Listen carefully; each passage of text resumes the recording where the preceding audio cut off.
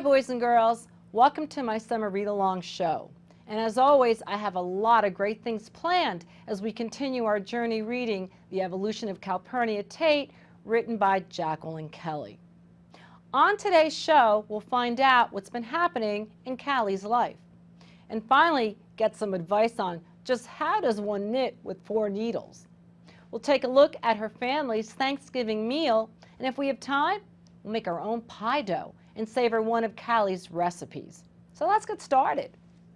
Our story has certainly taken us to many places and left us with many things to think about. We've just discovered the town of Fentress has access to the telephone. What a commotion! A switchboard in town. Think about a time your family or you received something new and you couldn't wait to try it. Well, that pretty much sums up how the town felt about their new way of communicating with the outside world.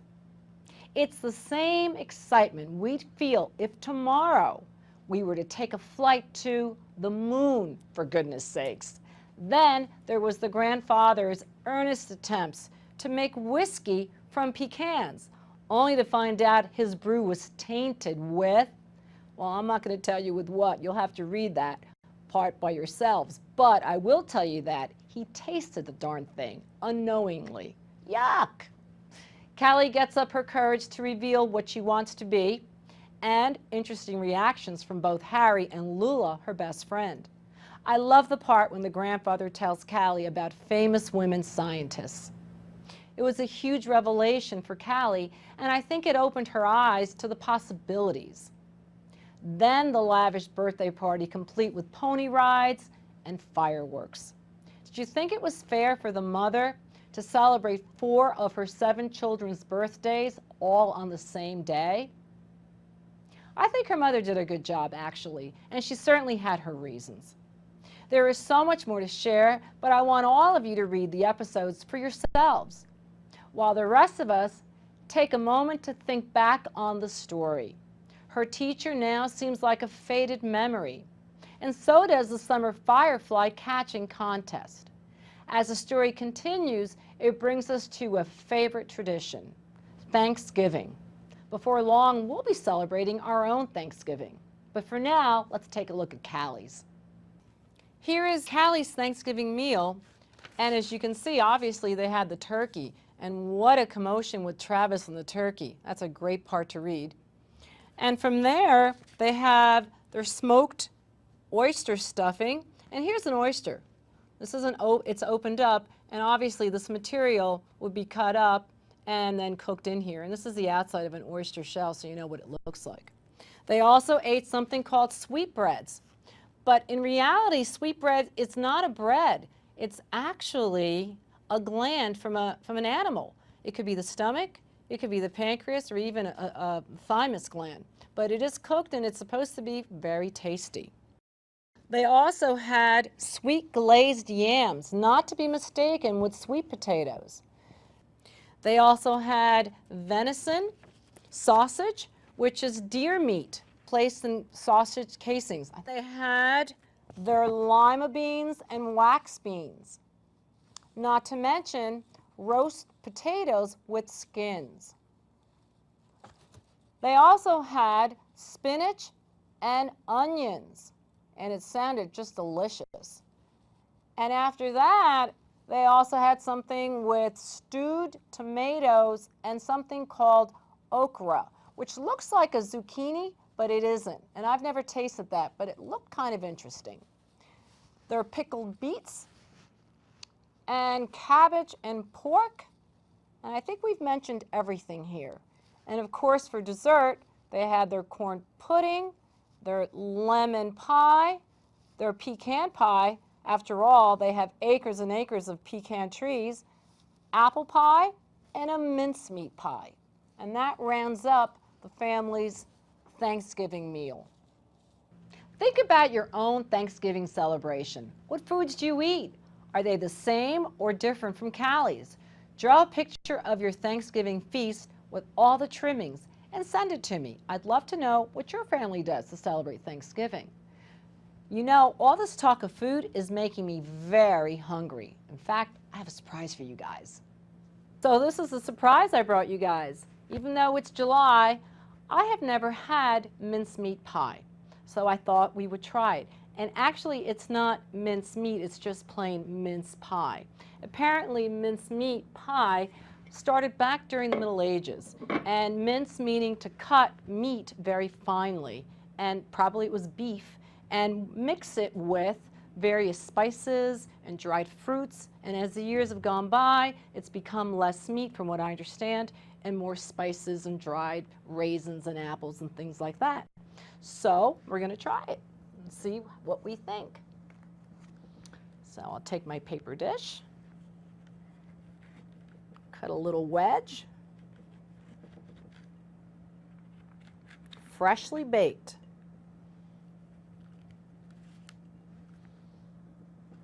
Let's see.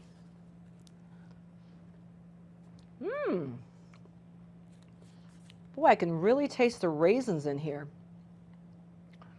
Very, very good. And there's something else. I think it's like an orangey flavor. Delicious.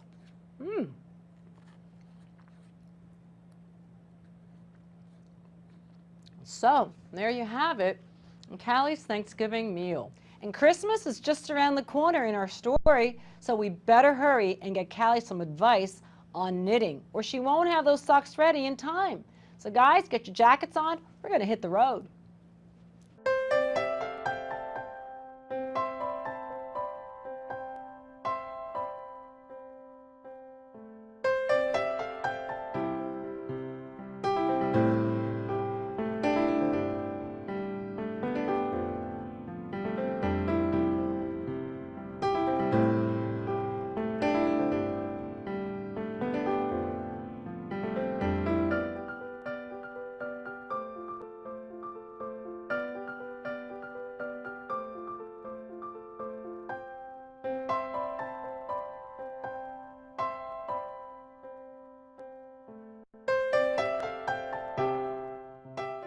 Hi boys and girls, well we're finally here. We're going to get some advice today.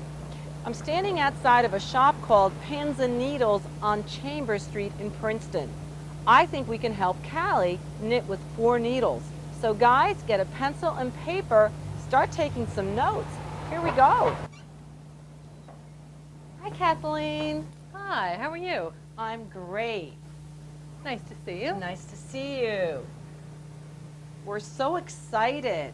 We're finally going to be able to figure out how do we knit with 4 needles. Kathleen here, the owner of the shop, is going to help us, boys and girls. Look at that, 4 needles. Wow, no wonder Callie was having her issues. No wonder she was having some problems. It's actually less complicated than it appears, but it certainly appears very complicated. The basic premise is that you're knitting in the round. The point of it would be to make a hat or a pair of socks, so you're knitting in a circle so there's no seam. So you're set up on 4 needles. You're actually using the 5th needle to do your knitting. So there's 5 needles. 5, okay. Yeah. You can set up on 3 and knit with 4, in which case you're making a triangle, but the net effect is the same. All right. So how do we get started? Okay. The main point when you're working with, and these are called double point needles, they don't have a finished end. So basically what you want to do is forget the other 3. Just think about the 2 that you're working with and ignore the others. So the process is exactly the same. I just put my needle in, wrap, bring it around and slide it off, which are the 4 steps to a knit stitch. In, around, to the front, and off. So it's exactly the same as knitting, and all I'm thinking about are these 2, and I'm not thinking about these 3 needles at all. Right, and I know how to knit with 2 needles, so Exactly. if I can remember that step, just your typical That's it. That's loop all and it is. round. Yep. Then you keep going. So you keep going till you get to the end of the first needle, and suddenly you have a needle in your hand, which is the same as regular knitting. Okay, You make it look so easy, Kathleen. Okay, so now I'm done with that needle. Oh, wow. I All turn, right. and I go, and you're just following yourself. I go around to the Okay. next needle, and I just get it set up so that I'm ready to do the same thing, and now I forget about these 3. So therefore, you're knitting onto the empty needle. You're always bringing knitting onto all your it. stitches Yes. onto an empty needle. Which All is right. true of even if you're just using 2 straight needles. You're right, Your knitting's on one, you exactly. knit off with the other. All right, so let's start again real slow. Here we go. Okay, so I'm going to take my yarn around and wrap it Wrap it. and do that. The first stitch you give a little bit of a tug. I'm giving a little bit of a pull here. Otherwise you can end up with a gap at each of your corners. So a little bit of a tug there, but then after that, just goes back to regular knitting.